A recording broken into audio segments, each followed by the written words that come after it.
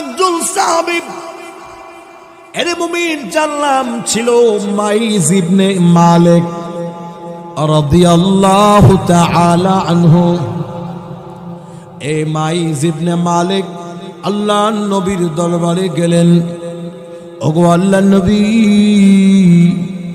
ওগো বিশ্ব নবী রাহমাতুল লিল আলামিন, নবী গো, আমি তো জিনা করে ফেলেছি।